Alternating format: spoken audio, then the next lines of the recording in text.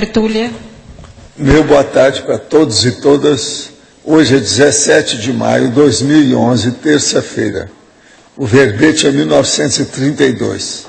Tem 7 páginas, 65 logias e 23 máximos. Eu chamo a atenção para o detalhismo, que tem 15 máximos. O tema é megacalibragem intraconsciencial.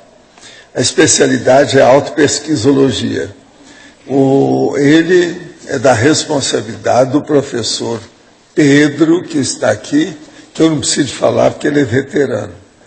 Você precisa ter cuidado, porque ele sempre tem a assessoria específica aí da crise. Então, você já viu, são os 2 batutas do sertão. É preciso ter cuidado com eles. Definologia. A megacalibragem intraconsciencial é o ajustamento cosmoético máximo parafisiológico e evolutivo do ponteiro da bússola consciencial, realizada pela consciência lúcida a partir das autopesquisas retrocognitivas eficazes e exitosas da autosserialidade existencial, ao tomar conhecimento de múltiplas personalidades pessoais prévias, a cosmovisão auto-seriexológica. O holopensene pessoal da autoevolutividade lúcida cosmoética. O ápice da autolucidez megafocal. A noção menos imperfeita da autorrealidade. A autocorreção do curso evolutivo pessoal.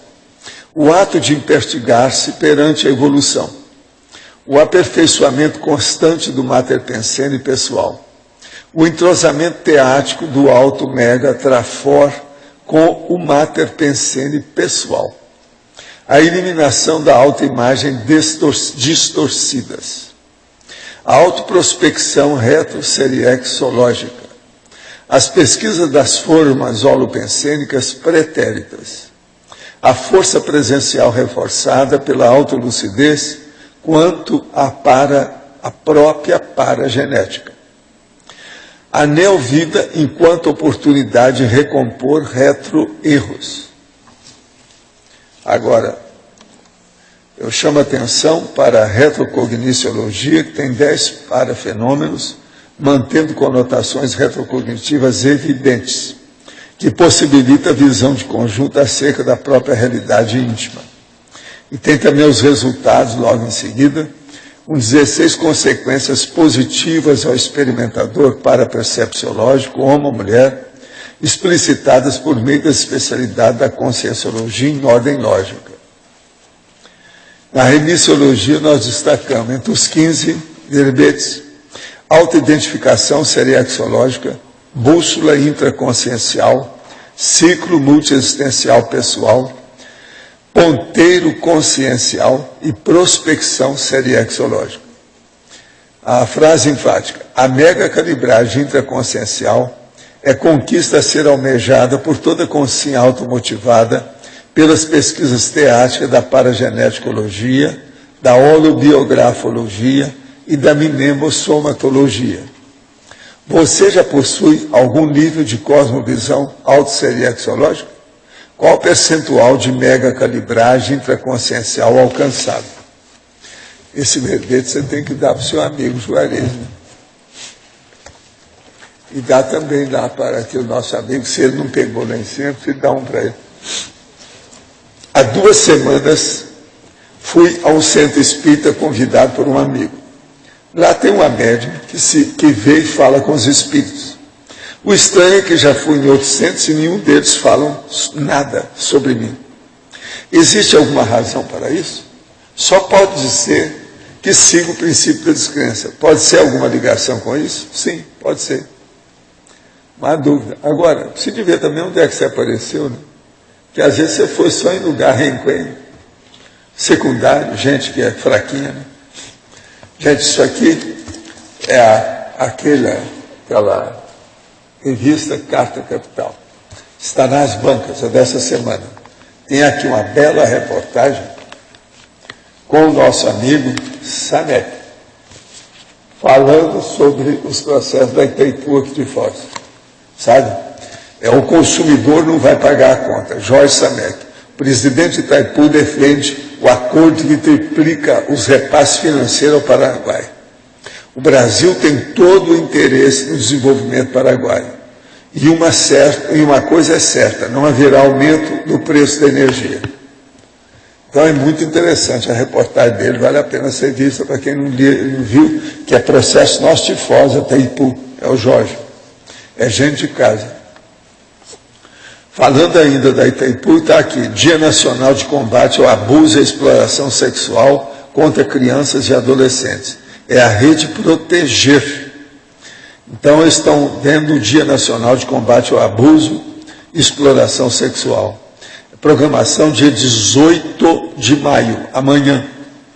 A segunda atividade, depois tem no dia 19 também, depois de amanhã. Agora, o local é EAD Sul. Então, o local da segunda atividade é a Barreira da Itaipu Binacional. Agora, o primeiro local é na Ponte da Amizade, horário das 9 às 12. Música, a Banda da Guarda Mirim, às 9 horas. Se alguém quiser ver mais os detalhes do programa, está aqui para ver. É coisa séria aqui, nossa. Agora, gente, eu vou aproveitar aqui para falar aqui do nosso teletertuliano, que me mandou 2 páginas de heterocrítica, e ele fala aqui que não me dá o direito de resposta. Quer dizer, eu não sei como é que é isso. Como é que ele pode falar uma coisa dessa? Agora, a gente nota que ele é um pouco assim, jejuno, dentro das coisas, mas está acabando comigo. Há muito tempo que eu não recebo tanta coisa, então eu tenho que agradecer muito a ele. Agora, uma coisa séria, tem só 19 erros de português nas 2 páginas. Ele é relaxado com o processo. Mas ele tem uma coisa muito boa para vocês, mas eu também é um ponto de interrogação, porque é paradoxal. Ele fala assim, as tertúlias com os verbetólogos estão muito melhor do que com o senhor. Porque a gente tem como ouvir as perguntas, as respostas, as coisas que com o senhor é impossível, pois o senhor corta todo mundo, atravessa o assunto de todos, falando que é o seu taxismo. Mas não é, não. O senhor é mal educado e se acha o máximo do conhecimento. Eu já recebi umas 10 reclamações dessa e não me emendo. Vocês já viram como é que eu sou? Agora, o senhor é mal educado e se acha o máximo do conhecimento. O meu amigo não entende que eu aqui sou a cobaia mora. Eu tenho que falar os meus trafares, mas também eu não vou deixar os trafores ou aquilo que eu já fiz. Porque senão, como é que é? Eu vou sair da realidade? Ele não entende isso. Parece aqui do jeito dele que ele quer que a gente seja santo, tipo Chico Xavier. Não pode falar a tarefa do esclarecimento, é só tacum. Pelo jeito dele, eu notei muito disso aqui. Ele quer que eu fique, ele mesmo está falando, no low profile. Que eu não posso ter o high. Mas agora, então, eu vou fazer aqui.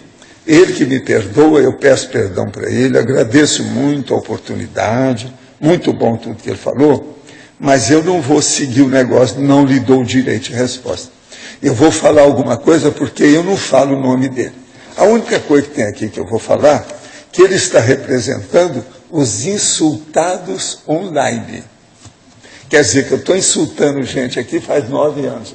Online faz 2 anos, não é isso? Então, faz 2 anos que eu estou insultando gente aqui.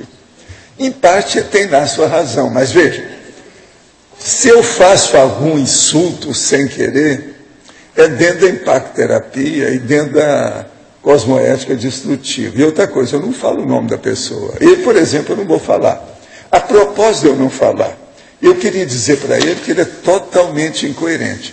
Que ele está usando o primeiro nome dele, que em inglês não conjumina com essa carta que ele fez. Então eu quero chamar a atenção. Se eu estiver me ouvindo, abra o olho. Agora, ó, eu recebi a carta ontem, por isso que é um desabafo que ele está fazendo. Então a gente tem que... Estudo e assistência que a gente faz para a pessoa da heterocrítica. É um desabafo. Ele usa pseudônimo, não sei se é homem ou mulher, jovem ou idoso. Eu vou dar para você depois você ver na internet, se você ver lá. Anota aí, ó. esse nome aqui dele aí no fim, que às vezes a gente acha lá. Agora, ele fala em nome dos insultados online. Ele diz ou escreve: não lhe dou direito de resposta. É uma tolice infantil. O online é livre. Como é que é o negócio de direito de resposta? Vocês entendem como é que é possível isso em direito? Eu não vejo saída aí para ele. Então é uma baboseira. Apesar das baboseiras, água com açúcar, ele diz a favor dos neoverbetógrafos. Então eu quero agradecer a ele. E vocês estão arranjando um amigo. É um amigo meio esquisito, mas vocês já têm fãs. Vocês estão entendendo? Isso é muito importante, viu, Pedro? Com a coisa toda. Agora, ó, vê se vocês escolhem uns fãs melhores da agora para frente, tá certo?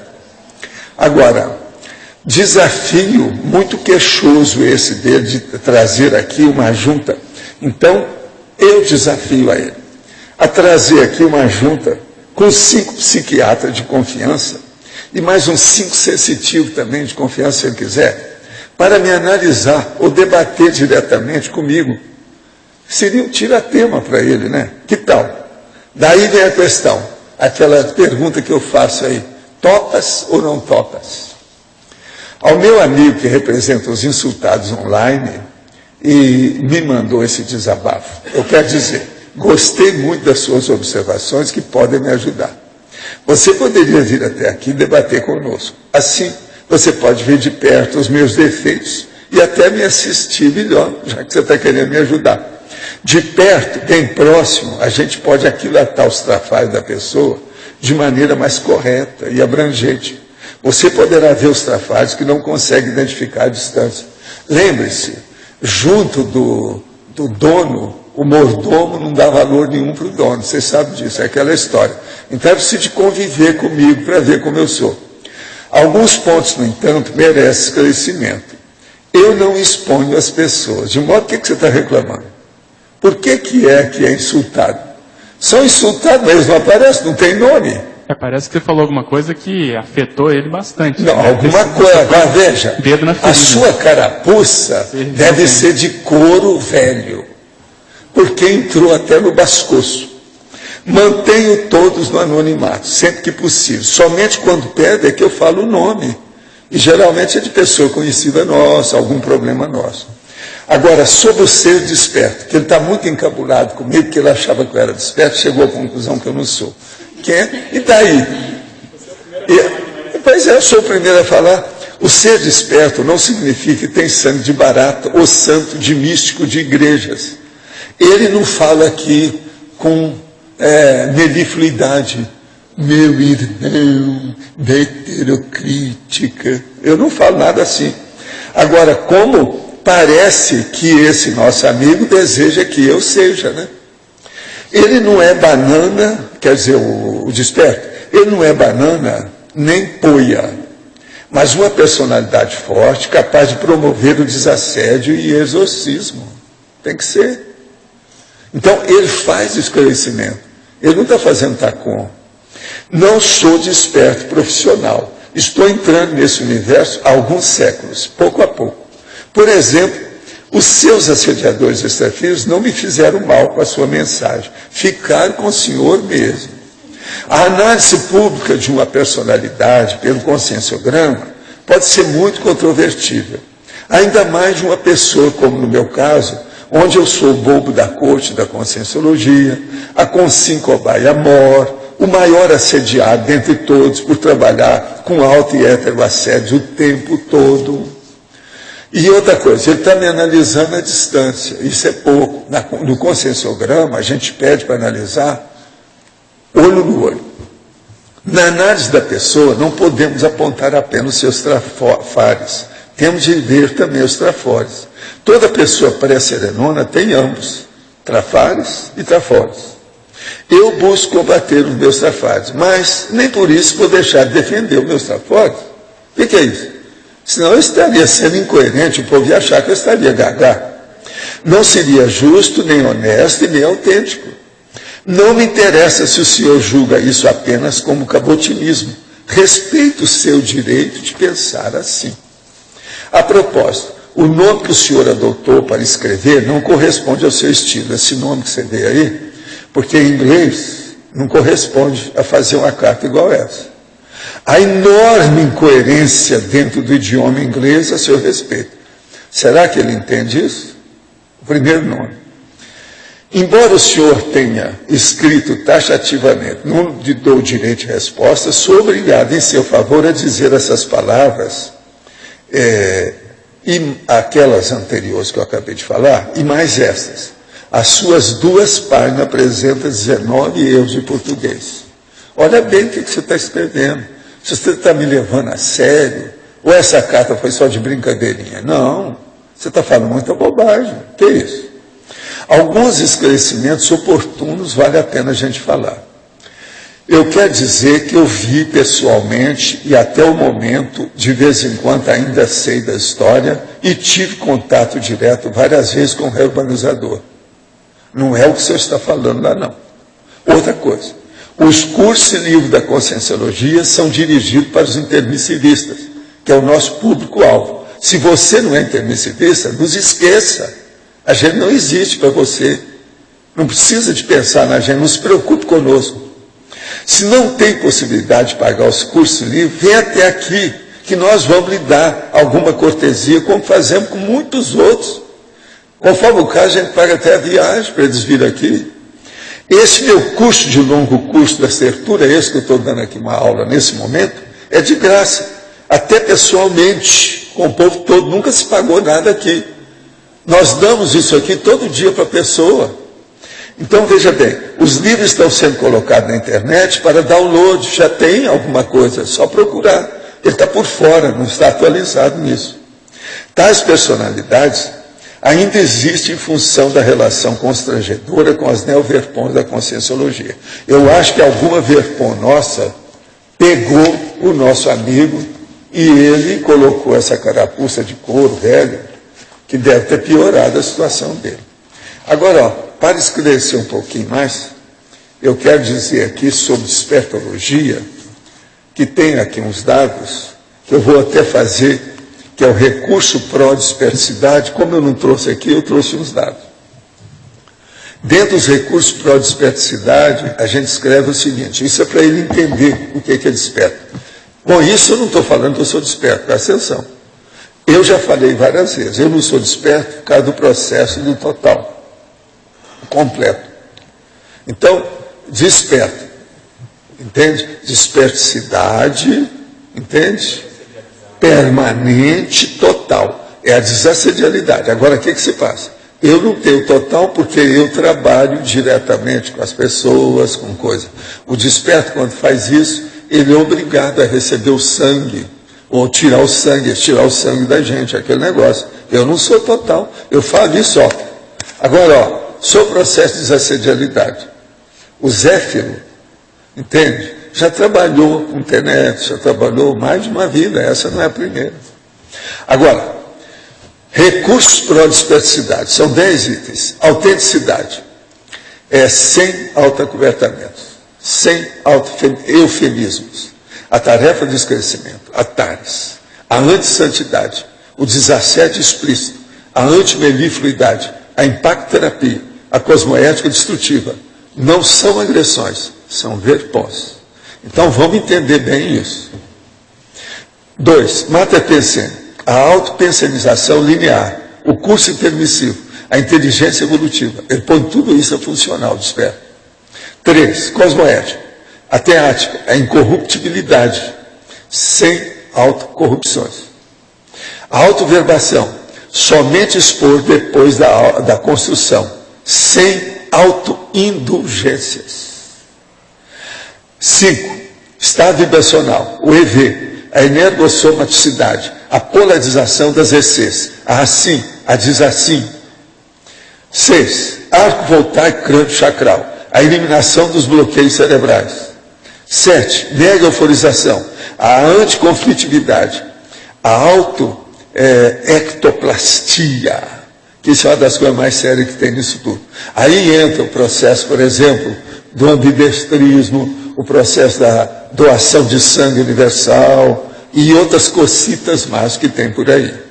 Eu estou falando nisso aqui agora, e nunca trouxe esse verbete, porque tinha opção de coisa que eu nunca tinha falado. Por exemplo, arco voltaico. Faz pouco tempo que eu falei. Foi quando eu comecei a dizer que abriu o jogo sobre os fenômenos. Agora, encapsulamento interconsciencial. O auto e o heteroencapsulamento cosmoético. O auto-irrompimento do psicossoma. Eu já tinha auto-irrompimento do psicossoma. Com o povo que vivia comigo, que era minha mulher, eu tinha 40 anos. Ela já via isso tudo. Agora, TENEPS, diária para o resto da vida. É um processo discreto fisicamente, de veterano. E a OFIEX, também discreta, mas só que tem que extrafisicamente, funcionante. Então, a pessoa é a mini peça interessencial lúcida. Com isso aqui, ele vai começar a entender agora o que a gente quer dizer com desperto. Agora, junto com isso, a gente pode ainda dar aquilo que nós falamos de vez em quando, que é uma prescrição verbetológica. Eu vou dar 5 verbetes para ele examinar, talvez ele não conheça. Autoimunidade consciencial. Outro, efeito da autodispersidade. Outro, mega fenomenologia da dispersidade. Esse é terrível. Esse aqui tem 200 itens sobre os processos da dispersidade. Tem outro, ser desperto. E tem um outro, a pré-desperticidade. Eu não sei se eu já trouxe esse. Já? Então eu acho que eu já trouxe todos eles. Olha, esses 4 primeiros são de despertologia. E esse último é da autodespertologia. Eu estou falando para ajudá-lo, para ele entender o que quer dizer desperto. E outra coisa, seria bom ele ver o que quer dizer evoluciólogo, que eu já dei um curso sobre isso. Assim ele vai entender também, porque entendendo o evoluciólogo, a pessoa vai entender o que é o ser desperto. Uma coisa puxa a outra, porque ele vem depois. Pois é, tem um verbete evoluciólogo que eu já dei também um curso, é só a pessoa ver. Então, com isso, eu fico tranquilo, porque eu não sei a idade dessa pessoa. Parece que ele é um homem e parece ser mais novo. E ele é jejuno em certas coisas, porque ninguém vai escrever 2 páginas fazendo heterocrítica, deixando 19 erros. Você também viu erro lá, né? Eu vi 19, olha, é capaz de ter mais. Eu não contei certas coisas, eu não contei dentro do meu estilo, eu contei no estilo da língua, entende? Então, é diferente. Ô, Valdo, ele pode também entrar no YouTube, tem o curso do evoluciólogo lá. Pois é, seria bom, né? É. Mas agora o processo dele é ver o que é a dispersidade. Ele está por fora disso aí. Pelo jeito que ele está falando aqui. E outra coisa, seria bom eu dizer para ele também, eu nunca mandei um e-mail na minha vida. Eu recebo e-mail, mas nunca mandei nenhum. Eu não mando e-mail, você não sabe disso. Outra coisa, eu não dou, não sei há quantos anos, quantas décadas, que eu não dou, por exemplo, uma entrevista por telefone. Outra coisa, eu atendo todos esses telefones no mínimo. Eu não uso nada no ouvido. Ele não está sabendo de nada disso. Ele está falando aí uma opção de coisa, de e-mails, que parece que ele é doutor em e-mail, ele mexe muito com isso. Mas então, por isso que sai tanta coisa errada. Porque e-mail, você sabe, é aquele negócio do banheiro. Então, agora, o que se passa? Ele, às vezes, está recebendo e-mail das instituições conscienciocêntricas, isso é outra coisa, mas não sou eu. Você está falando alguma coisa? Outra coisa. Ele está também reclamando, como esse povo sempre que manda para mim, reclama dos preços dos cursos. Então, ele está reclamando do Loche, está reclamando do nosso amigo Mário, dos cursos, que ele falou que é muito. Então, o problema dele é o seguinte, ninguém no Instituto nunca passou aperto por causa de... Porque tem a cortesia, o processo é esse, é só chegar aí, conversar com a turma. Pois é, como é que fica isso? Lá com o Mário também tem colocado, sempre tem gente fazendo os cursos com cortesia. O que ele está reclamando? Como é que fica? Agora, outra coisa, ele lá pelas tantas está reclamando de usar iPad, você viu essa? Essa eu não entendi, eu não ia nem fazer comentário, mas eu não entendo essa. Ele acha que é coisa de elite, que é coisa que eu de sou coisa de elitismo, que eu uso iPad. Só porque eu falei aquele negócio, que é o fato, né? Eu ponho a unha assim, ó, e meu filho aparece no iPad, na hora. filmado. Como é que fica? Falando. Então, ele achou ruim isso aí. Eu não entendi essa. É o iPad com o iPhone, que ele fala bem claro. Agora, veja, eu nem usei o dinheiro para isso, me deram isso de presente, para me ajudar aqui nas coisas, para eu não ter que ler o jornal todo dia. Por isso que eu não preciso de ler embaixo. Eu vou agora sempre na quarta, amanhã eu vou lá. Mas eu não preciso de ir todo dia, porque os jornais eu leio 3 horas da manhã. Eu vejo tudo lá. Como é que fica? Se você espera 5 minutos, eu vou repetir aqui o que eu falei. Vocês pegam a folha 3 horas da manhã, tudo da folha. Só esperar 5 minutos, ela tem que rodar. Aquele negócio, você tem que deixar. Vocês não acham que isso é o máximo? Folha de São Paulo, é o maior jornal do Brasil. O que vocês querem? Agora, eu tenho uns 10 periódicos lá. Então a gente vê tudo o que quer. Agora, eu cato aquele negócio e falo, opa, esse aqui é importante, deixa eu ver o que é. Opa, esse é bom. E ó, aumenta. Agora, ele está achando que isso é elite. Como é que é possível uma coisa dessa? Você quer mais elite do que o online? Você vai reclamar, tem que reclamar de tudo. Uma outra coisa, você não reclamou do meu chapéu. Como é que fica? Meu chapéu que tem aqui, ó, o processo por dentro contra o sol. Como é que fica? Olha esse chapéu. Como é que fica? Ele falou lá alguma coisa do Xantum, que eu uso chapéu Panamá. Mas esse aqui eu acho que ele não viu. Olha, esse é mais refinado, é mais elitista. Tá certo? Mas está salvando a minha vida contra o câncer. Ó, não quero fazer outro buraco aqui, ó. Já chega um, né? Agora, gente, vocês viram, eu fiz o que eu pude para esclarecer aí esse nosso amigo que a gente não sabe quem é. Agora, vamos ver, o ideal seria ele vir aqui. Nós já tivemos alguns que fizeram heterocrítica e acabaram vindo aqui, você viu? Alguns ficaram até amigos da gente depois disso. Às vezes é o ideal, porque o ideal é olho no olho, cara a cara, isso é o ideal.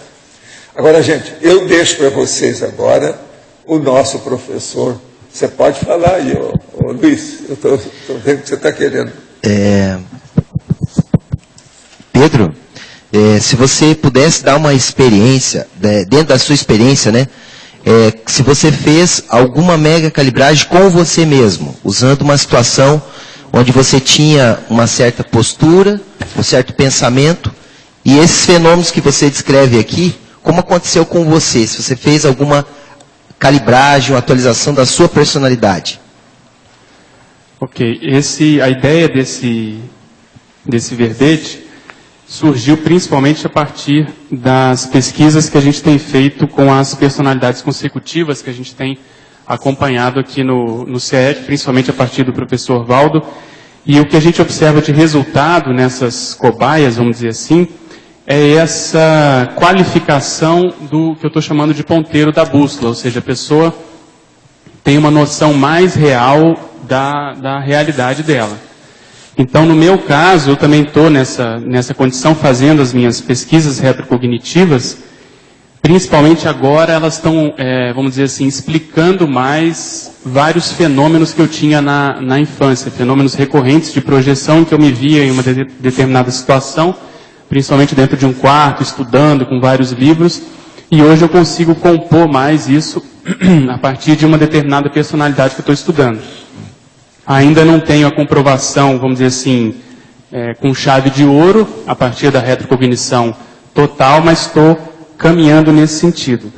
Então, o que eu já experimentei aqui, dentro dessas possibilidades, tirando as últimas, a pangrafia e a cosmoconsciência, em algum nível a gente já experimentou, mas o que eu gostaria de ressaltar mais são essas projeções retrocognitivas, principalmente da infância e da adolescência, que agora a gente consegue ter uma visão melhor do quebra-cabeça.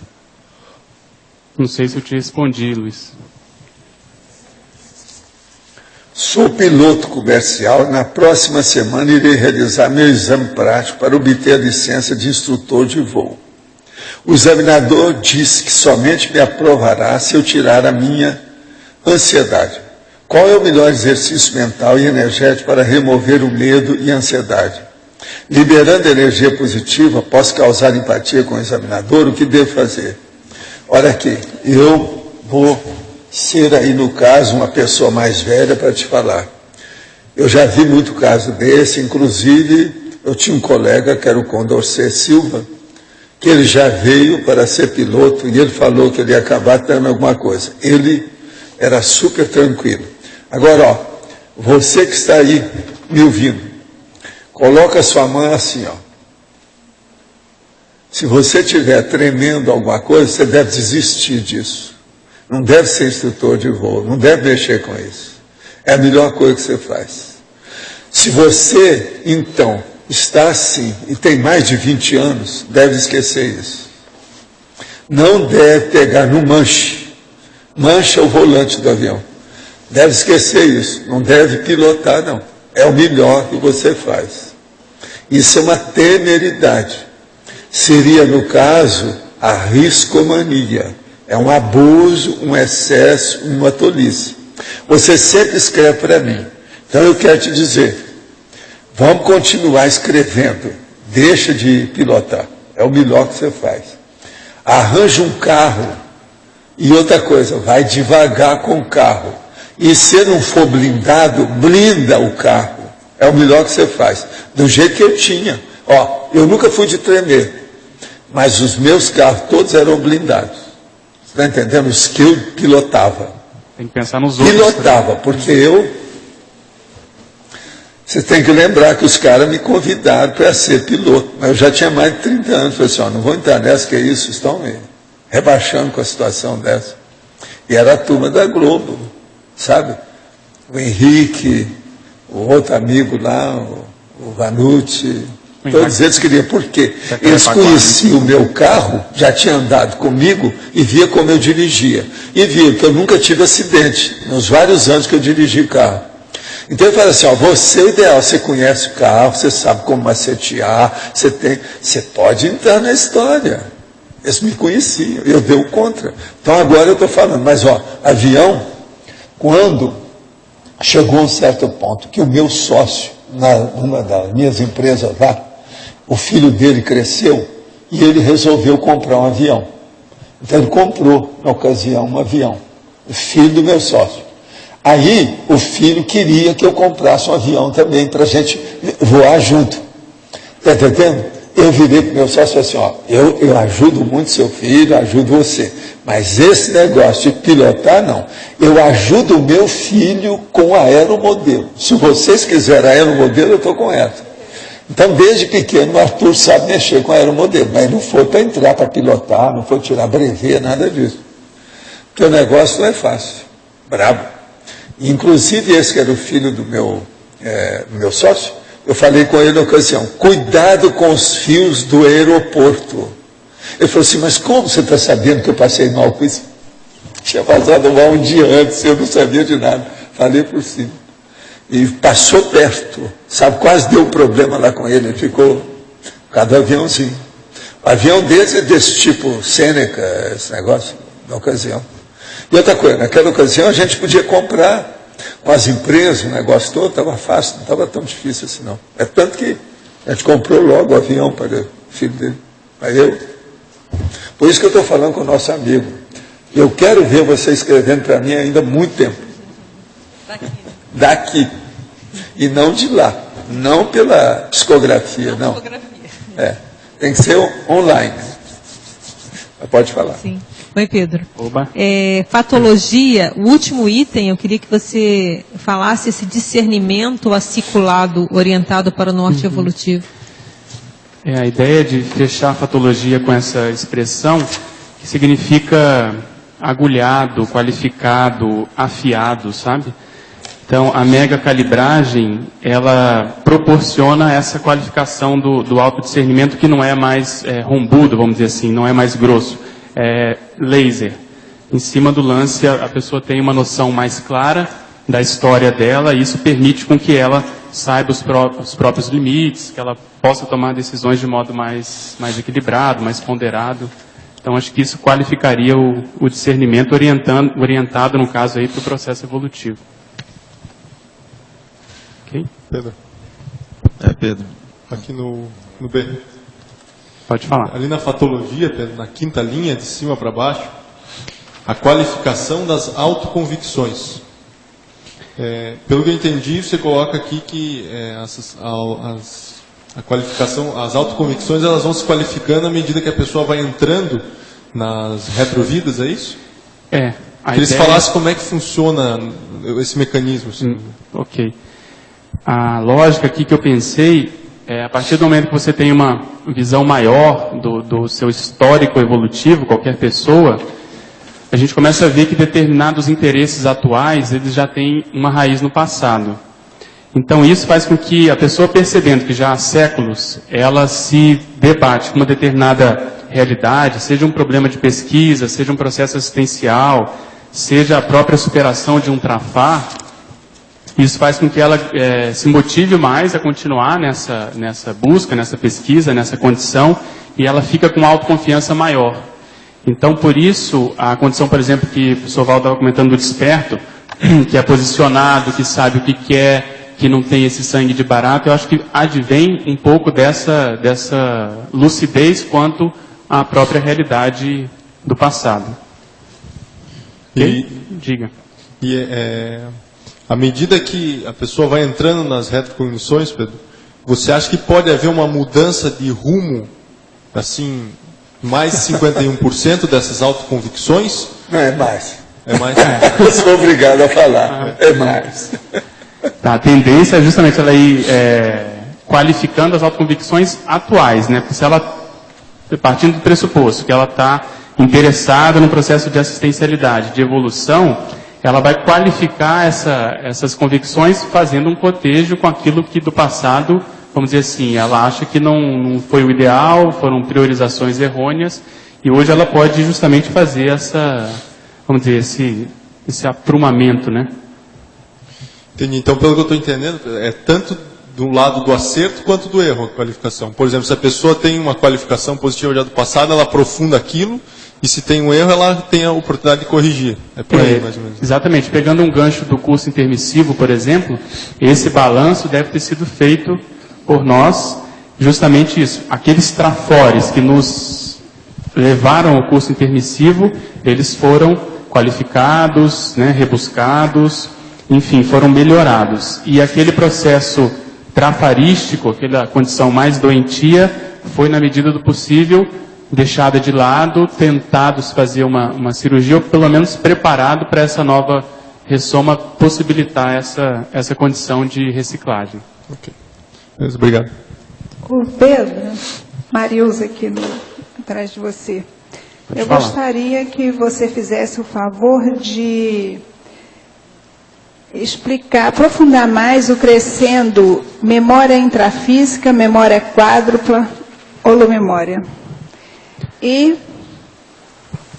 perguntar aqui na sua retrocognição se você já teve alguma experiência sobre a retrocognição instantânea ao conhecer determinada consim.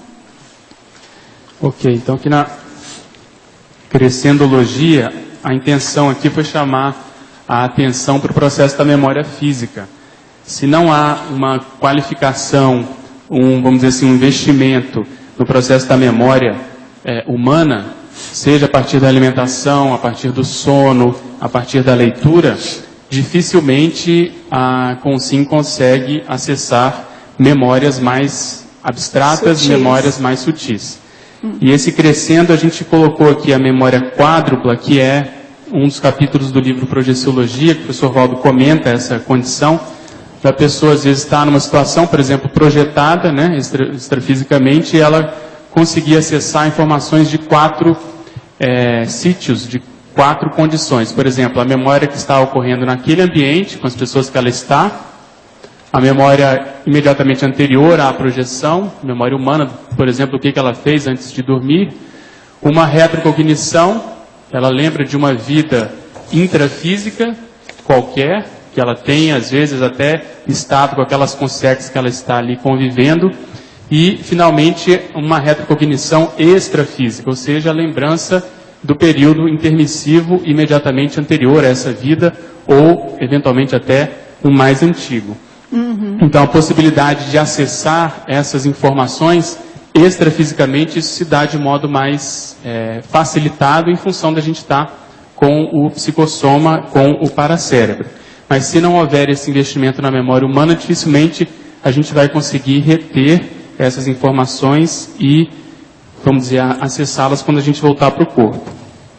E, no caso da sua pergunta, essas retrocognições instantâneas, elas ocorrem comigo normalmente quando eu estou em algum trabalho assistencial, principalmente em cursos de campo, às vezes quando a gente faz algum trabalho mais ostensivo com algum aluno ou aluna. Isso pode acontecer tanto na condição de dejaísmo, ou seja, uma sensação que você tem de já conhecer aquela pessoa, como já aconteceu comigo uma sensação de clarividência. Você às vezes vê aquela pessoa em um outro contexto do passado. Às vezes, no caso, eu pondero se vale a pena perguntar para a pessoa ou não. Em geral, eu fico quieto e tento ver se na manifestação da pessoa tem alguma coisa que confirme aquelas impressões. Mas são, vamos dizer, experiências ainda muito incipientes. Em alguma outra situação já consegui confirmar, por exemplo, a pessoa, eu vi a pessoa, a cena mudou, eu vejo a pessoa transfigurada no chefe da guarda do Império Romano, que tinha um capacete específico com um vermelho em cima, como se fosse uma coisa assim de moicano em cima. E depois eu fico sabendo que hoje a pessoa é policial e está pensando em morar na Itália, por exemplo. Então são confirmações assim, não falei nada com a pessoa, mas são confirmações indiretas de que de alguma coisa a gente conseguiu acessar na psicosfera dessa pessoa. Sim. Eu já tive essa experiência enquanto eu estava te ouvindo, eu comecei a pensar nas experiências que eu já tive, né?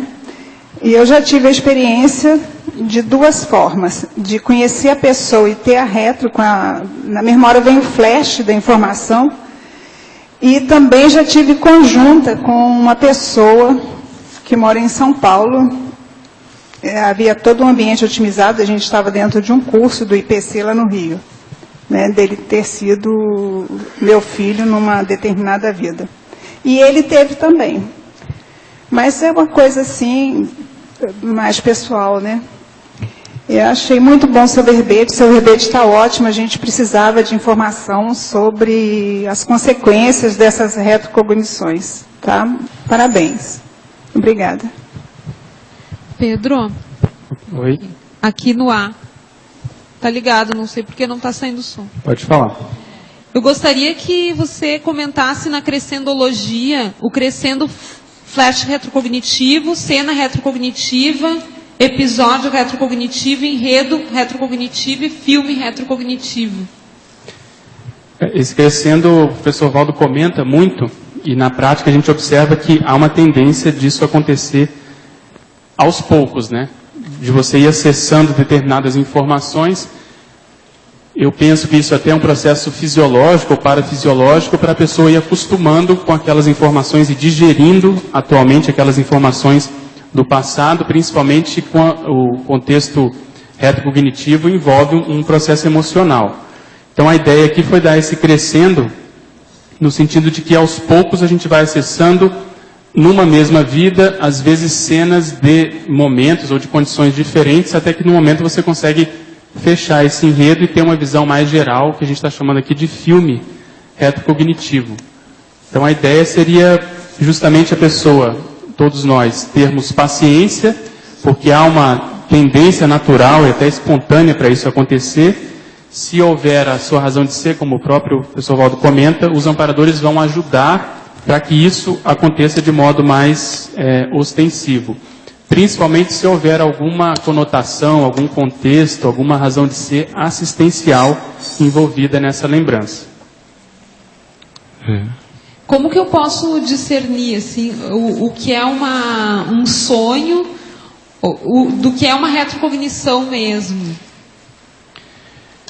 O ideal é você primeiro afastar o que é sonho do que é realidade. Então, afastar sonho e projeção seria, acho que, um primeiro passo. E se nessa projeção ela tem lógica, tem racionalidade, você se vê ponderando, e você se vê em uma determinada situação, pode ser vivenciando diretamente aquela situação ou vendo à distância, vendo como se você fosse um personagem naquela cena. E essa cena tem um contexto, um cenário antigo, muitas vezes com a vestimenta, o vestuário, o linguajar, a própria, vamos dizer assim, parageografia, que eles são mais antigos ou coisas mais antiquadas, você daí começa a pressupor que isso pode ser um processo retrocognitivo. Mas, em geral, no início, o que eu costumo fazer é colocar um ponto de interrogação. Inclusive para interrogar em que país que isso se deu, em que época que isso aconteceu, quais eram as pessoas envolvidas, e deixa aquilo maturando, porque há uma tendência disso voltar em determinados momentos diferentes, e você aos poucos vai encaixando. Há uma tendência natural de se, vamos dizer assim, ficar ansioso ou ansiosa para saber ou querer o resto daquela informação e até completar com informações, completar com situações, com coisas que não existiam na cena. Então, o ideal é fazer aquele relato do tipo jornalístico, que realmente aconteceu, e deixar e ponderar atualmente a razão de ser daquela vivência. Por que eu estou acessando essa informação hoje? O que isso quer dizer? Qual é a mensagem desse fenômeno? Porque se for realmente algo patrocinado, a tendência é que isso vá se complexificando e vá acontecendo de modo mais intenso. Ok? Estou trabalhando as energias para equilibrar o meu apartamento, exatamente como o senhor falou. Ontem fui forçado a trabalhar energias por horas durante a madrugada. Em determinado momento, a coisa ficou tão crítica que, ao exteriorizar o máximo de energia, me vinham vários pensamentos de suicídio e de bater a cabeça na parede. Insisti e senti a sinalética da desassim umas 9 vezes. Sinto que o ambiente ainda não está equilibrado. O senhor tem condições de dizer o que está ocorrendo? Não. São os assediadores. Você entrou num rabo de foguete violento, né? Mas vai insistindo, você vai superar isso tudo. Eu confio que você vai superar. Agora, aqui tem uma declaração do nosso Chico, Francisco Mauro, que teve um infarto, tá certo? Ele já está bom andando por aí. Gostaria de agradecer a todos as boas energias que recebi. Sei que fui negligente nessa parte, mas mantive em dia meus exames e check-ups anuais por mais de 8 anos. Inclusive o último exame de esteira, sangue, hormônios, eletrocardiografia e eco foram feitos em janeiro e fevereiro desse ano, sem nenhum ponto negativo. Mas incluo isso minha reciclagem, que comentei com o senhor em dezembro, que ele esteve comigo. Peço desculpa pelo susto que dei. Não era a minha intenção, a gente sabe. E mais uma vez agradeço a todos. Francisco Mauro, tá certo? Agora, verbetógrafo Pedro. Poderia explicitar mais na tributologia, predomínio das percepções extrasensoriais, notadamente do autodiscernimento quanto à maturidade, da holominemossomatologia pessoal? E, se possível, poderia dar exemplo de assistência extrafísica que mais motivou você a assumir uma responsabilidade maior na condição de EPICOM? Então, vamos lá. Tributologia, a ideia é chamar atenção para isso que a gente estava comentando, da maturidade no lidar com as informações, principalmente informações do passado. O processo retrocognitivo tende sempre a envolver outras pessoas. Então, é como se aquela informação, junto com ela, vem também o processo energético, o processo afetivo e o processo consciencial de grupo.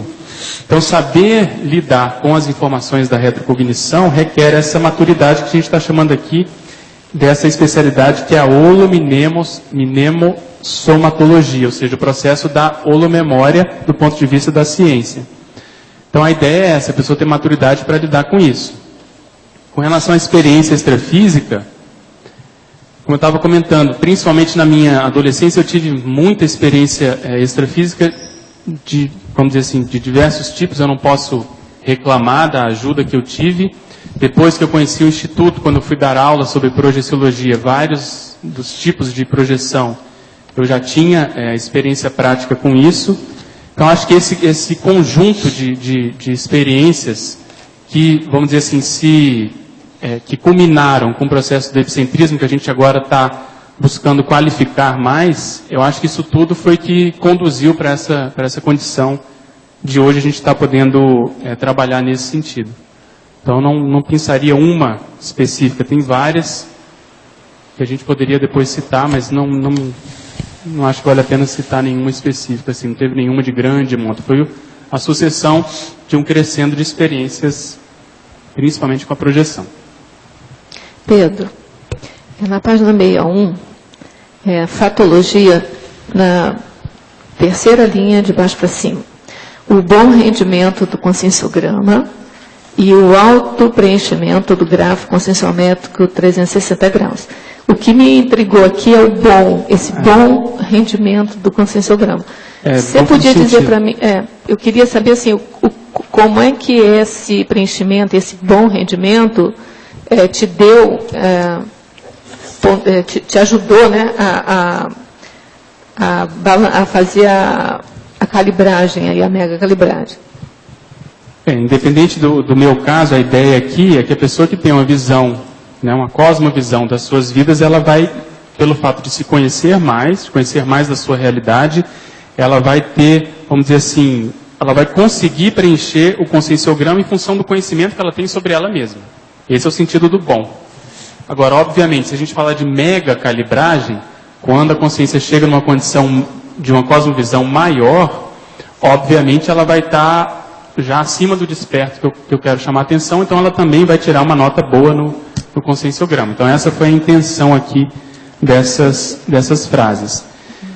E no nosso caso também, de pré-serenões, todos nós, quanto maior for esse investimento no processo da reciclagem, das recins, a condição da consciencobaia, essa realidade demonstrada pela pessoa no sentido de autocognição, ela vai ter mais,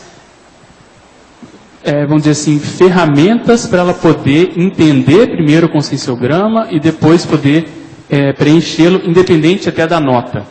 O mais sério que eu vejo no conscienciograma é a pessoa conseguir fazer um autodiagnóstico mais preciso, mais confiável. Então esse foi o sentido que a gente quis dar, o sentido principal aqui dessas duas frases. Tá bom, obrigada. Pedro, aqui no B. Três perguntas, tá? Okay. Aqui na parapatologia, na página 61, na quarta linha, você colocou a autoprospecção retrocerilógica, as pesquisas da telebiotipologia pessoal, as pesquisas das formas holopensênicas pretéritas. Eu queria saber assim, que técnicas você usa para fazer essa autoprospecção, essa análise da biotipologia e para chegar também nas formas holopensênicas pessoais? Isso aqui, na realidade, é até um crescendo. Essa prospecção, eu acho que tem que ser feita a partir de toda a manifestação nossa do dia a dia. Então, aquele verbete que acho que foi o professor Djalma trouxe aqui de auto-inventariograma, ou seja, você fazer o seu inventário de tudo da sua manifestação, tudo que te interessa, principalmente todas as suas tendências, as dileções, tudo aquilo que veio, que você acha que veio da paragenética, que não foi influência do meio nem da família, fazer um levantamento, nem que seja superficial, pelo menos a pessoa ter uma noção de quais são os interesses, de quais são os grupos dos quais ela faz parte. Então essa prospecção começa por aí. Então ela já elimina uma série de condições. Depois disso ela precisa vivenciar a condição da retrocognição. Dela seria o ideal, mas como eu comentei no início, muitas vezes em função de uma consciencobaia que tenha a experiência retrocognitiva de personalidade consecutiva, você pode fazer essa análise da teleobiotipologia, que é justamente a comparação entre os somas. É o processo da influência da paragenética sobre a genética. E ao que tudo indica, quanto mais lúcida a consciência seja, maior é essa influência positiva da paragenética sobre a genética. Então isso pode ser feito tanto no caso pessoal como em outras cobaias. E, finalmente, a condição das formas, a mesma ideia. As formas podem ser pesquisadas vamos dizer, in situ, né, in loco. Você viaja para um país europeu, por exemplo, isso pode acontecer. Muitos de nós, com certeza, tivemos vidas na Europa, então você pode selecionar uma cultura, um país, um idioma com o qual você tenha afinidade e fazer essas pesquisas junto a esse país, a essa cidade, a essa determinada região, justamente para ver a repercussão em você, né, na pessoa, na consciência pesquisadora. E aí ela vai ver que muitas vezes ela sabe se localizar nessa região, ela sente familiaridade naquela cidade, pode ser até numa determinada instituição, uma instituição de pesquisa, seja lá o que for. Então a forma, vamos dizer, a pesquisa, acho que em loco, ela é mais produtiva do ponto de vista da experimentologia. Ok? Mas precisa partir de algum dado. E esse dado normalmente é a afinidade. O que eu costumo ver, que acho que é um paradoxo, não estou dizendo que eu tenho experiência assim, de retrocognições, pelo contrário, eu tenho pouquíssimas, mas o que eu acho que a retrocognição ela é mais óbvia do que a gente percebe. Ela está mais na cara do que a gente às vezes consegue ver. E quando você começa a ver alguns casos, você vê que a coisa realmente ela é óbvia. Então é aquilo que se fala também. Tem que saber ver ou saber interpretar ou saber o que valorizar na manifestação consciencial. Segunda pergunta, Pedro. Por favor. Na mesma patologia, no finalzinho, na terceira linha de baixo para cima, o temperamento enquanto fio de Ariadne da autossérie X. Como é que a gente consegue chegar nessa... Qual é a influência do temperamento, né, para a gente puxar esse fio aí? Tá, aqui foi uma analogia com esse fio de Ariadne, da mitologia. Essa Ariadne era filha do rei Minos de Creta, não sei se todo mundo lembra, que era irmã do Minotauro. E ela se apaixonou lá pelo Teseu, e ela deu a dica para ele poder matar o Minotauro ela tinha um novelo, ele acho que amarrou na entrada e foi no Dédalo, lá no labirinto, para poder matar, e depois ele conseguiu sair. Então esse processo de Dédalo, de você, ao longo das vidas, você ir quebrando a cara, vai por aqui, vai por ali, o temperamento é esse fio, ele está sempre com a pessoa fazendo esse caminho junto com a consciência, que é o que a gente sabe, é o que mais se mantém ao longo das vidas, né, o processo do temperamento. Então foi na realidade uma analogia com essa expressão que ela é utilizada nesse sentido, de você saber vamos dizer, o caminho, né? Às vezes um processo tortuoso, e a pessoa pela experiência, por algum motivo, ela consegue se sair dessa condição. Então, aí o gancho maior seria, nas pesquisas retrocognitivas, você sempre tem que chegar no temperamento e ver se o temperamento bate, porque se não bater, já dá para descartar. Essa que é a ideia. Terceira pergunta, na página 64, tu podia comentar o item 4? Como é que foi essa tua experiência aí? O dejaísmo? Isso. O dejaísmo, eu vou ler aqui, a retrovivência marcante aflorada hoje, de modo específico, por exemplo, na percepção íntima, seja do já amado, do já encontrado, do já experimentado, do já lido, do já ouvido, do já pensado, sentido, vivido, visitado ou já visto, gerando a sensação de estar repetindo, reconhecendo elementos particulares ou mesmo a totalidade de determinada vida passada, que seria o dejaísmo seriexológico. Por exemplo, pesquisar profundamente determinada obra biográfica durante o programa de aceleração da erudição da reaprendência. Então, o que se passa? O processo de escrita, da leitura de um determinado livro, as sensações, tanto físicas como principalmente paraperceptivas, que se tem ao ler determinada obra, principalmente obra biográfica, que fala mais da vivência de um determinado autor, pode gerar essa sensação, às vezes, de intimidade com aquela personalidade, a sensação de familiaridade, a sensação de já ter lido aquela obra, por exemplo. Então, essa sensação, essa certeza íntima de que, de algum modo, você esteve envolvido naquele contexto, é um fenômeno estudado. Isso pode acontecer tanto dentro do corpo, como a gente está comentando aqui, como extrafisicamente, mas principalmente o enfoque aqui é esse intrafísico. Então, saber valorizar essas experiências, por exemplo, na reaprendência existem várias personalidades sendo estudadas. por exemplo, uma dezena, uma dúzia, e você vê dessas personalidades, qual é aquela que te dá mais motivação de estudar, te prende mais atenção, parece que você já conhece aquelas informações, já estudou isso antes, por exemplo, às vezes é essa prospecção que a gente falou antes, é o início dessa prospecção que a gente estava comentando. Ok, bem? Obrigada. Pedro, aqui no... Fala, já.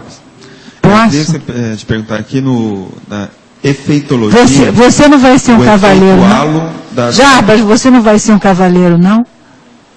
Você permite? Eu não entendi. Não pode falar, já. O Jarbas está aqui desde o início querendo perguntar. Eu também. Primeiro? Eu não ouvi É ela você. perguntar. A gente não ouviu. Bom, no efeitologia, o efeito halo das auto-retrocognições no grupo karma. Como você acha que é esses efeitos? Dentro daquilo que eu falei en passant, quando há uma retrocognição, há a tendência de haver uma onda energética, e essa onda pode respingar nas outras pessoas. Então, esse processo, principalmente do ponto de vista emocional, o experimentador tem que perceber se está havendo, vamos dizer assim, algum tipo de efeito colateral daquela retrocognição, principalmente, como a gente sabe, as retrocognições mais antigas, o professor Valdo sempre fala, elas cheiram pior, né? Elas fedem mais, vamos dizer assim, então elas tendem a ser mais traumáticas.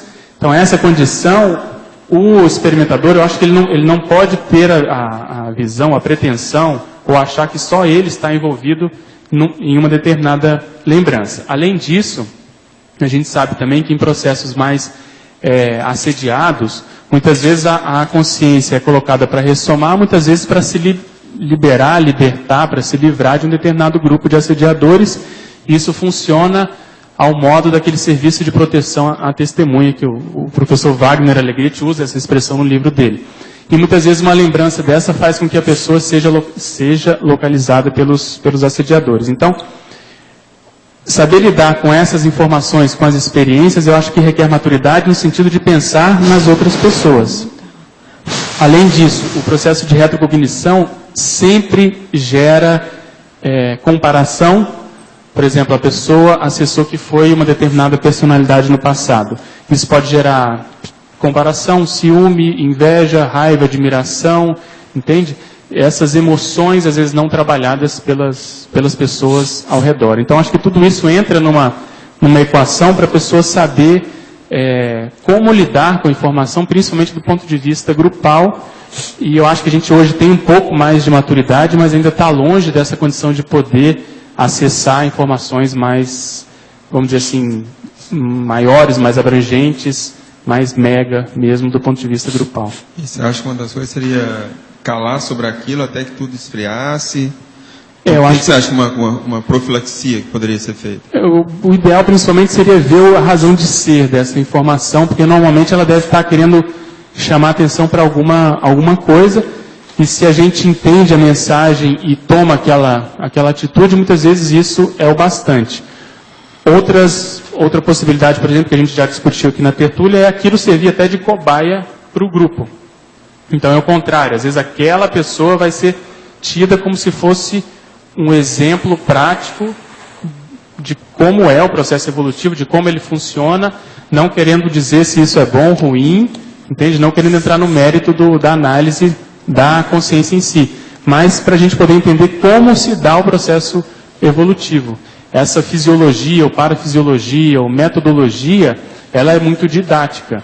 Então, nesse sentido, eu tenho, vamos dizer assim, maior interesse nesse assunto em função disso, para poder entender o mecanismo evolutivo que se dá essas séries consecutivas, né, de vidas.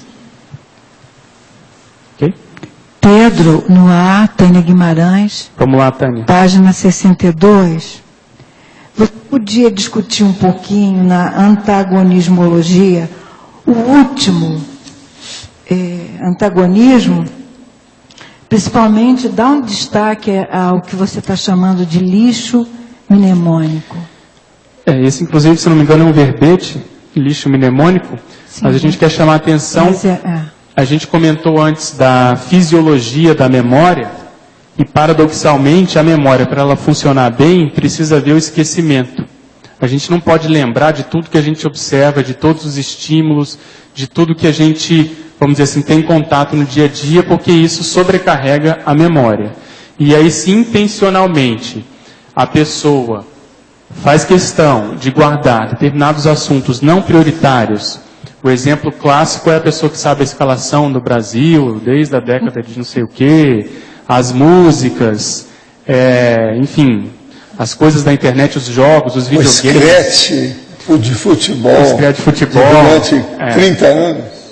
Então isso aí sobrecarrega a memória e não permite com que essas informações, do ponto de vista extrafísico, no caso aí as retrocognições especificamente, elas sejam, a gente possa fazer o download, vamos chamar assim, e que a gente retenha essas informações na memória física.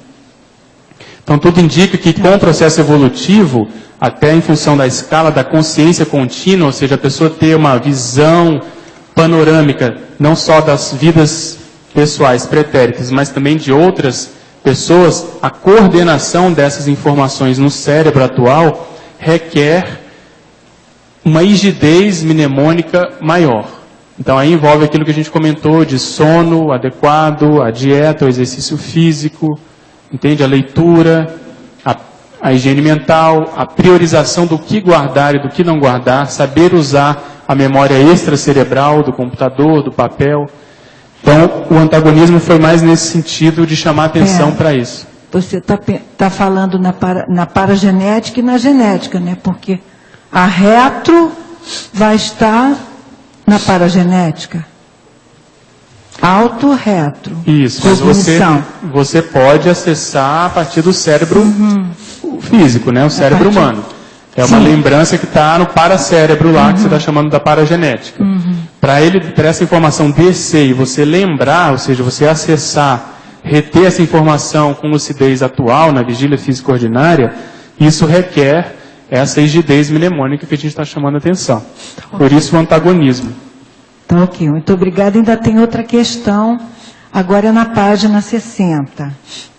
É a megapensenologia, né? O que você está... fala um pouco dessa maxi-autossíntese, que você está colocando como sinonímia, né? Para o seu verbete. A gente partiu do pressuposto que hoje, querendo ou não, nós somos a síntese de tudo que nós priorizamos no passado. Seja bom ou ruim, positivo ou negativo, hoje a gente é o resultado disso. E quando você faz esse acesso, quando você tem a possibilidade de lembrar um número maior de vidas, que é o que a gente quer chamar a atenção, você tem ali a possibilidade de fazer uma síntese, fazer uma condensação e poder tirar um extrato disso. Onde foi que eu errei mais, onde foi que eu acertei mais, qual o meu mega trafar seriexológico, qual o meu mega trafor seriexológico, e você estampa isso. E hoje você tem isso com você. E vamos dizer, a busca, a intenção, a priorização toda atual é no sentido de levar essas condições de eito. No caso aí, o mega trafor superando o mega trafar. Entende? Mas a ideia é dar uma visão maior do que simplesmente uma análise que a gente possa fazer dos trafores e trafares atuais. Como a gente tem um nível maior de informação, essa análise ela vai ser maior também. Daí a síntese vai ser mais abrangente, consequentemente. Então, ok, muito obrigado e parabéns pelo verbete. Pedro, aqui na letra B... Pode falar.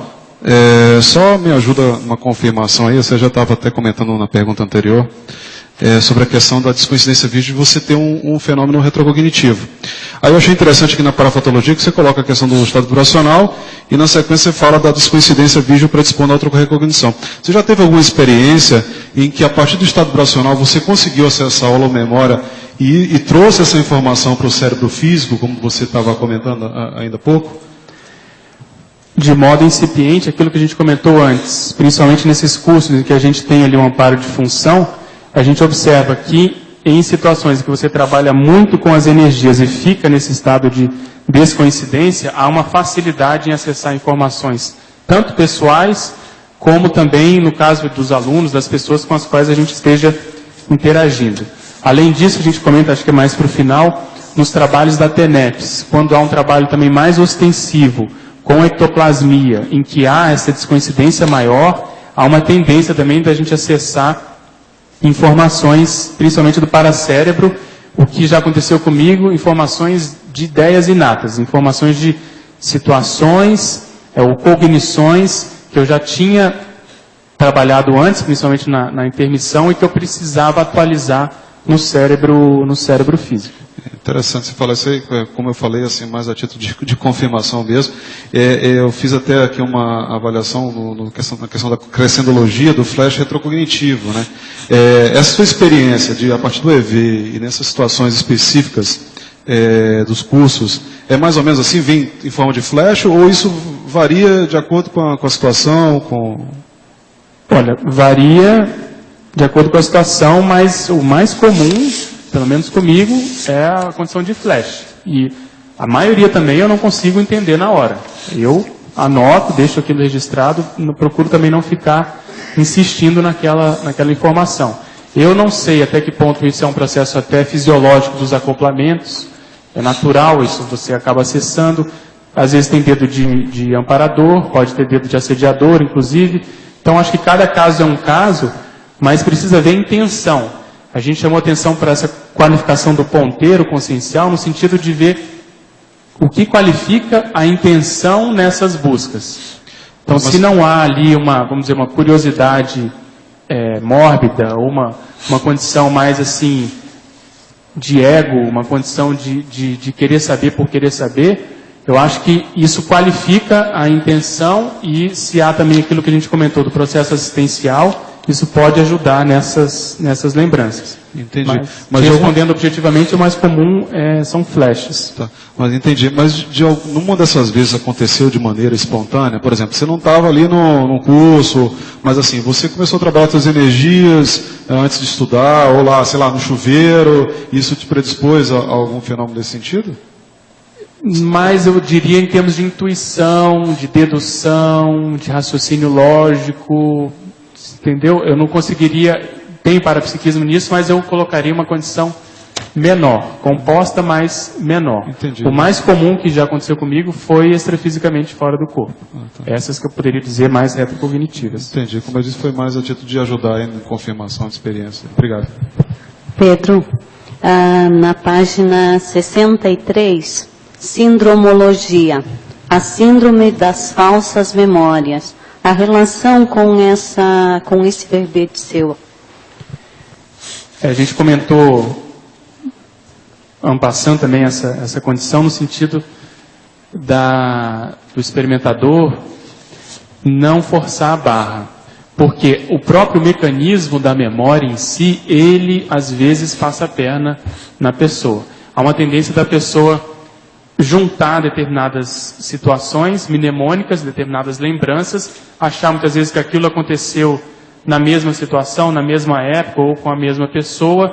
Isso pode ocorrer em função de fadiga, em função de falta de sono, em função de alimentação inadequada, uma série de condições.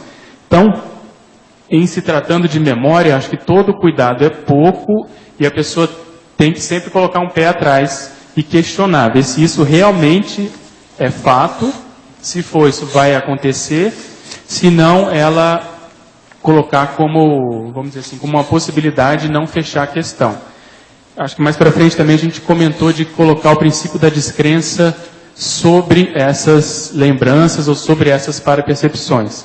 Acho que isso atenua ou faz a profilaxia dessas falsas memórias. Ok? Pedro, aqui em cima no ar. Ali na página 61, parafatologia, na 4ª linha, se fala da autoliderança parapsíquica. Seria uma condição para a mega calibragem? E como é que você desenvolve ou desenvolveu, como é que você trabalha a questão da sua autoliderança parapsíquica?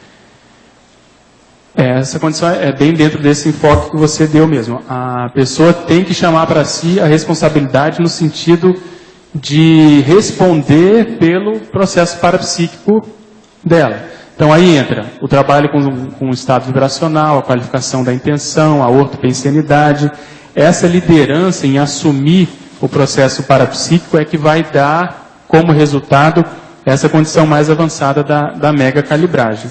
Então é isso que a gente quis chamar a atenção. Apesar dos amparadores ajudarem, eles não fazem a coisa de bobs, né, de graça, assim, por causa dos olhos da pessoa, isso não acontece. Então, precisa haver um mérito envolvido nessa condição, principalmente um mérito assistencial, que eu acho que passa por essa condição de liderança. Primeiro, a pessoa precisa se desassediar, para que com isso ela possa ajudar outras pessoas, e aí, num terceiro tempo, vir essa ajuda dos amparadores, no sentido de qualificar as autopesquisas dessa pessoa. E você vê essa questão da autoliderança parapsíquica como uma condição para desperticidade, quer dizer, liderança parapsíquica, no mínimo, tem que ser desperto? Eu acho que é o começo da desperticidade.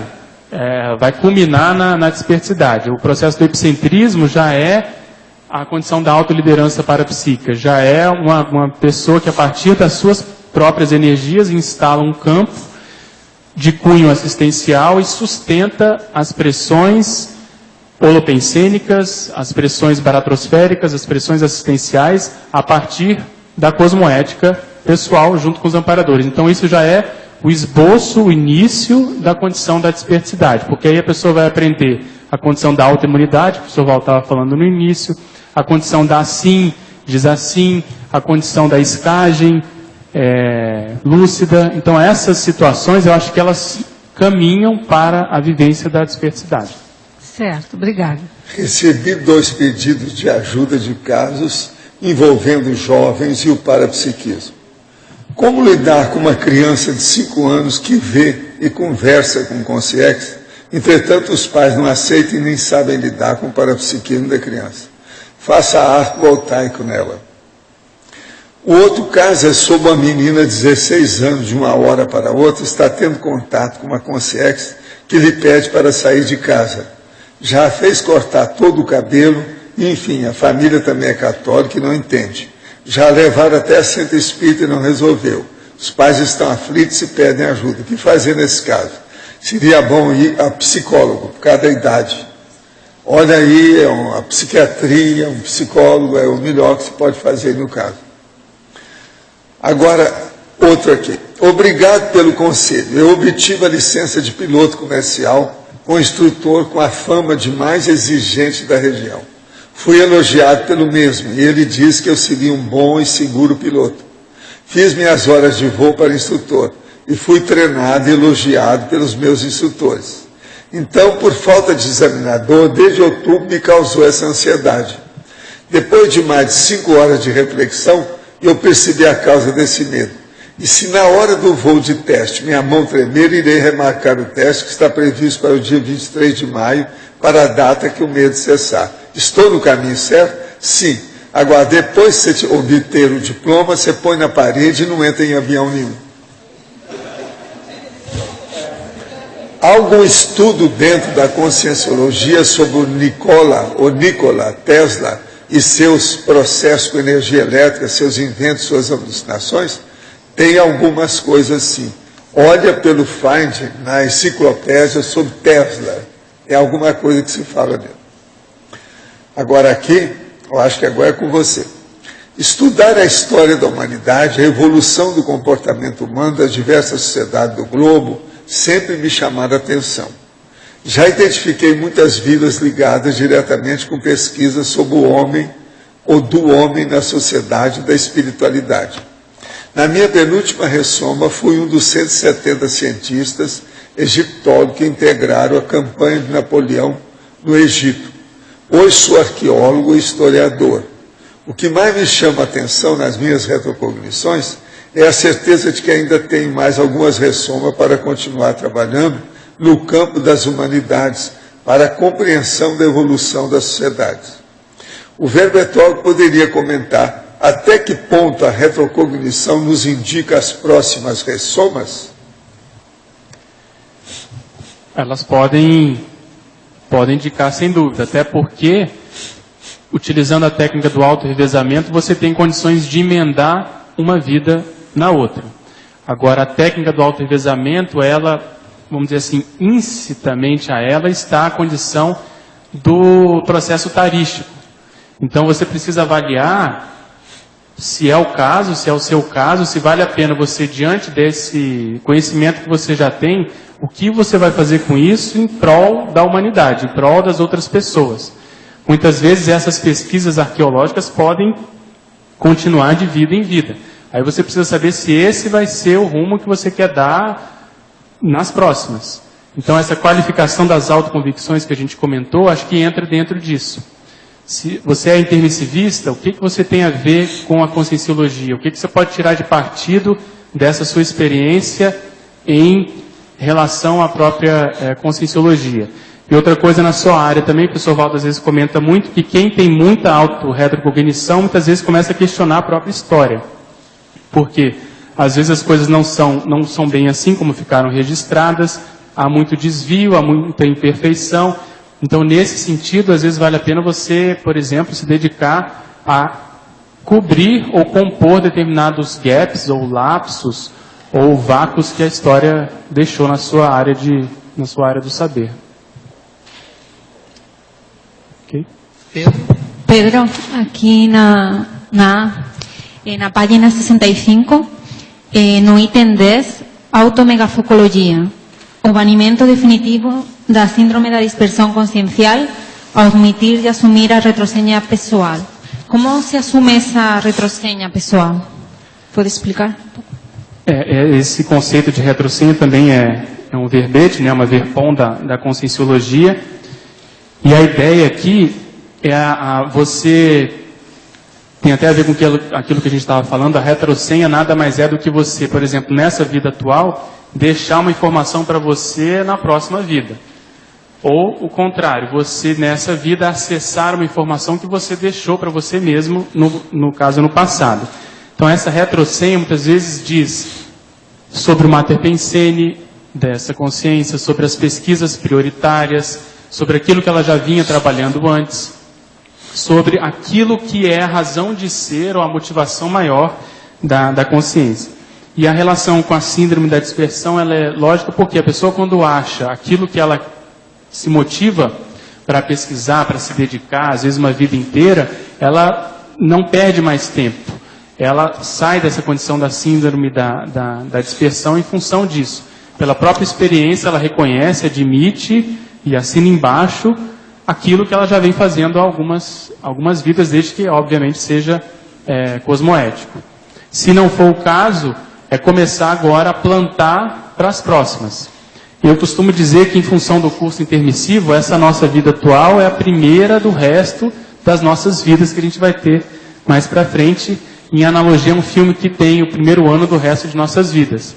Não sei se você chegou a ver, da década de 80, que era um grupo de estudantes que, depois de formado, eles tinham que cair na vida real e a história se passa em função dos conflitos que eles vivenciaram em função disso, o choque com a vida real. Então, o nosso caso é mais ou menos esse. Depois do primeiro curso intermissivo, a gente tem que se aprumar, como eu coloco aí também, acho que na patologia, se intertigar e assumir essa responsabilidade com o próximo autorrevezamento.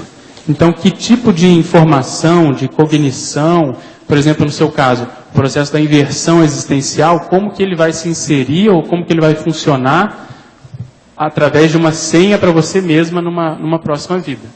Então, é esse raciocínio que a gente quis trazer para debater. Tá bom, obrigada. Pedro, letra B. Pois não. Aqui na página 62, interaciologia. Você pode aprofundar um pouco mais a interação autoancestralidade, megacalibragem intraconsciencial? Posso. Esse verbete também ele tem relação com uma relação íntima com a megacalibragem, porque o professor Valdo comenta nesse verbete que é a possibilidade das consciências hiperlúcidas conhecerem a totalidade do seu histórico evolutivo. E a megacalibragem seria o resultado disso que eu estou propondo. Então, a autoancestralidade, por exemplo, ele coloca aqui o desperto, ele lembraria milhares de vidas.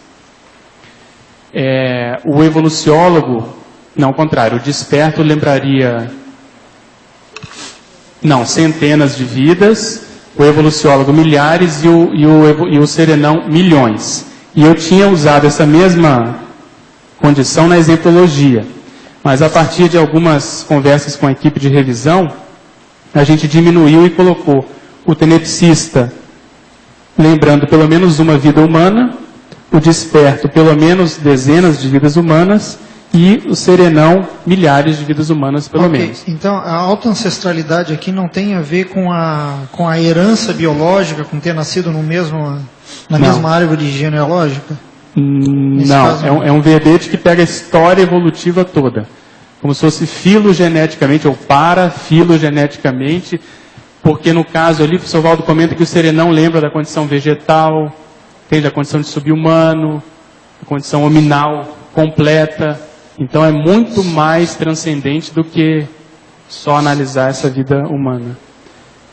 Vale a pena você dar uma olhada nesse verbete, que ele é bem interessante. Seria bom a gente acrescentar aí uma coisa também que é bom, você chegou perto de tudo que você falou.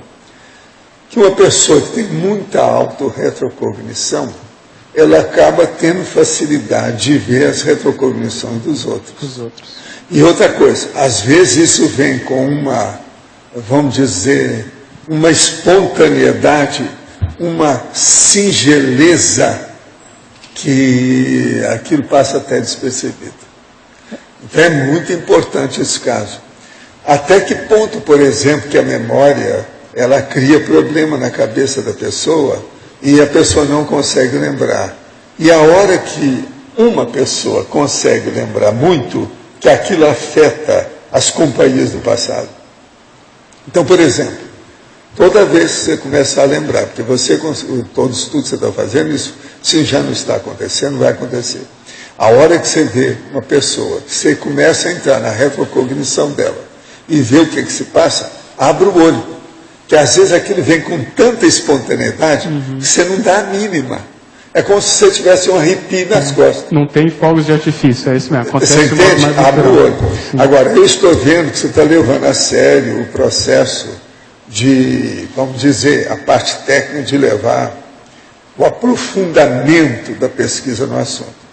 Por exemplo, esse seu verbete tem mais do que os outros aí, ele tem 21 palavras sesquipedais das minhas, mais de 10 sílabas, mais de 10 sílabas. Então, ele tem exatamente, ao todo, são 18 que eu examinei, sem, vamos dizer, repetição. Você usou 6 tipos de objetos. Isso aí é raro, muito raro. E você usou 8 siglas. Nisso aí você não está dentro a média alta, é no mínimo 10. Mas você usou até 10, mas repetido. Então isso aí mostra que são assim esses totais extra que eu examino nos verbetes para ver o nível da pessoa. Então é por isso que eu examino o total de revisões, o total do detalhismo, as sesquipedais, os objetos que são assim instrumentos mais raros e as siglas. Entende? E em matéria de sigla, às vezes com 10 a pessoa já tem muita coisa. Você usou 10, mas 2 são repetidas. Agora, eu examino isso tudo para ter uma visão de conjunto da pessoa.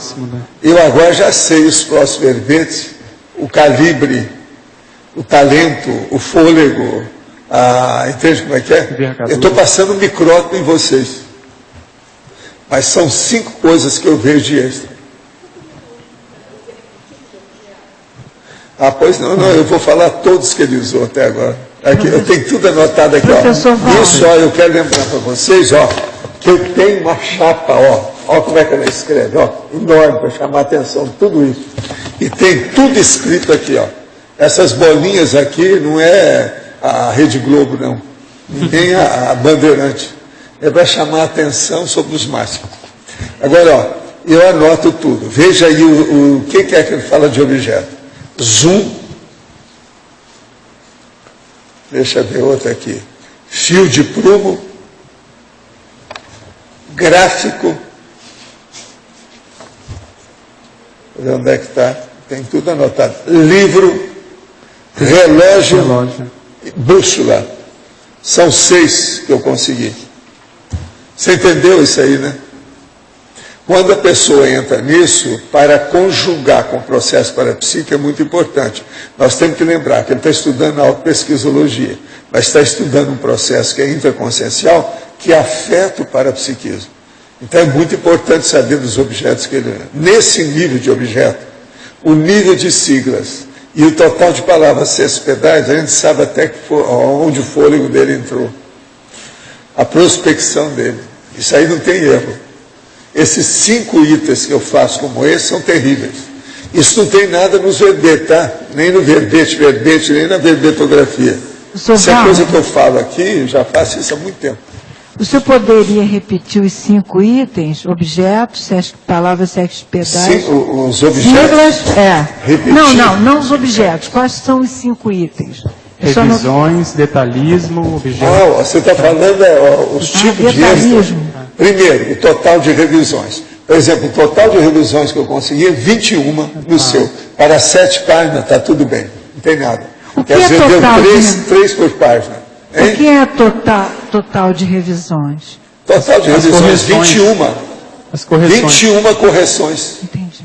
É correção. Coloca o nome correção que você vai entender. Agora a outra, detalhismo. Eu sempre falo no início, quando tem o detalhismo, mais de 11, ou com 11. O dele tem 15. Já ultrapassou. Quer dizer, nos meus verbetes grandes, ele já está nesse meio. Agora, a outra coisa, palavras sexpedais. São aquelas que têm, no mínimo, 10 sílabas. Aqui tem até de 12. Sim. Entende? Essas eu classifico, mas dentro da minha listagem lá em casa. Objetos são esses que eu falei, que são os instrumentos óbvios, prático, concreto, físicos. E outra coisa são as siglas. Por quê? Siglas de todo tipo. A sigla também mostra o nível que ele entrou de pesquisa. De pesquisa e de síntese. Tânia, você tem que estudar isso para ver com o tempo. Se uma pessoa tem muita sigla, ele é mais técnico. A gente perguntando, se uma pessoa usa muitas palavras sexpedais, ele tem noção maior de cosmofisiologia. Eu conheço o Pedro, eu já sabia que com ele ia aparecer isso. Agora, a maioria de vocês boiam nisso. Vocês ainda não têm, ainda não. Entende? A pessoa não dá valor para isso. Outra coisa, o que é que vocês não dão valor de modo geral nessas 5 coisas? Que eu reclamo, vivo falando, mas não posso estar reclamando demais, né? Tem que calar a boca. Que é o processo do detalhismo no detalhismo. Quer dizer, o máximo dos máximos no detalhismo. Então eu sempre fico pedindo para a pessoa para fazer até 11. Mas olha, desses 20 que estão fazendo aí, eu acho que tem 3 que tem isso. Mas não tem. Então, por aí, a gente nota o fôlego intelectual, mental somático da pessoa no tapa. Isso é na cara, não tem saída. Fato é fato. Vocês estão entendendo como é que eu apenas pesco? Eu pinço uma coisinha com raio laser à toa. Aquilo me dá uma visão de conjunto enorme. Isso é que eu chamo de cosmovisão. A turma da monovisão ainda está muito proeminente dentro da nossa CCCI. Você entende, né, não? A Kátia sabe como é que é isso. Professor Valdo, Sim. Quando você chamou a atenção aí dos objetos e ressaltou esse benefício, isso desperta as ideias afins? Desperta. E outra coisa, o modo de eu falar, seja para responder aquele nosso amigo lá, o teletertuliano, ou seja, essa explicitação que eu tenho, que às vezes com toda veemência, vinca, marca, a pessoa guarda o que é que a gente está falando. Se eu falar aqui de qualquer maneira, eu não dei valor para aquilo. Agora, por exemplo, eu afirmo desde o início, quando eu leio aqui, se tem mais de 11 ou 11, eu falo sempre no detalhismo. Tem 11 máximos. Observa bem. E depois eu leio todas as enumerações que tem, que aparecem no verbete. Todas elas. Isso é uma técnica para fazer o levantamento. Vocês estão pensando que eu estou aqui de braço cruzado? Não. Eu estou examinando o verbete da pessoa passando o micrótomo. É microscópio, telescópio, vassoura, pente fino, é tudo que vocês pensarem. E eu aprendo com isso. Outra coisa, é assim que a gente também faz a revisão. Por exemplo, eu chegar a 21 revisões, nem ele não chegou, com toda a experiência dele. E as minhas revisões, quando chega nesse ponto de correção, elas são indiscutíveis. Não adianta brigar comigo, porque está dentro dos critérios que a gente seguiu. Como os critérios estão assentados, não tem mais discussão. Agora aqui, ó. Gostaria de saber se o marido pode ser um assediador. Pois é muito complicado uma relação onde um aceita a conscienciologia e o outro não. Acho que largar tudo para trabalhar a autoevolução não seria a melhor opção.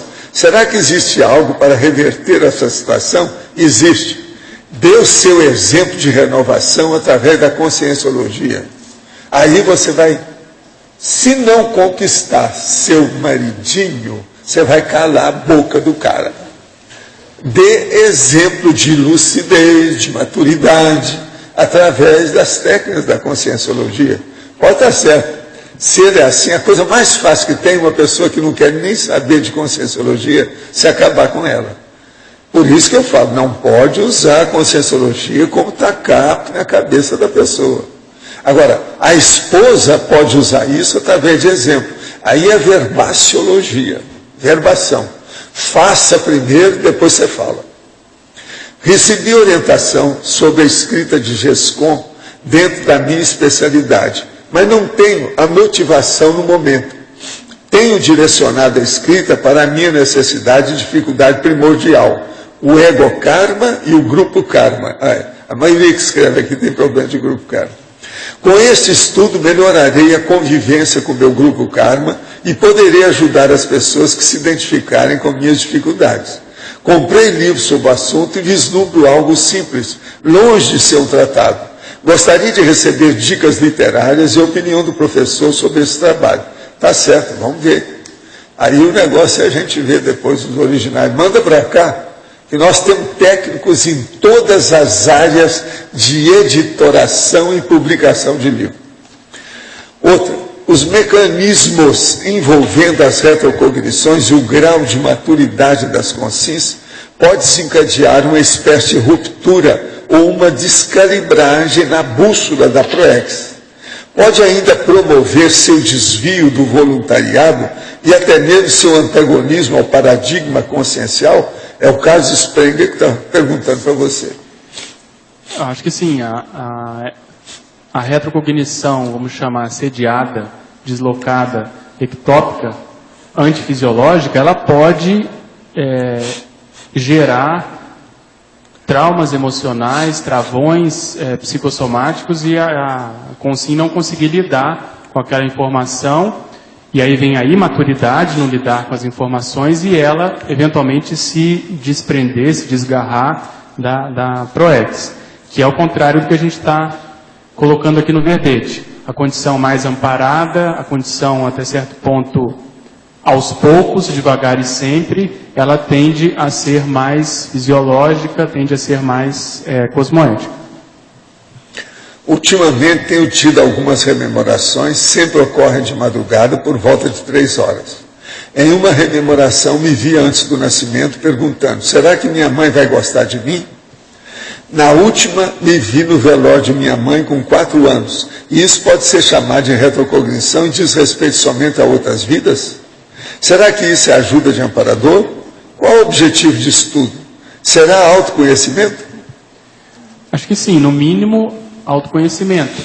Mas às vezes a mensagem, ela não vem, ou o entendimento da mensagem não vem junto da informação da mensagem. Muitas vezes você vai, do experimento, você vai entender essas experiências daqui um lustro, uma década, daqui vários anos para frente. Então vale a pena registrar, não ficar ansioso em tentar entender, porque muitas vezes os amparadores estão preparando, amadurecendo a sua cabeça, a sua condição para entender uma condição mais séria adiante.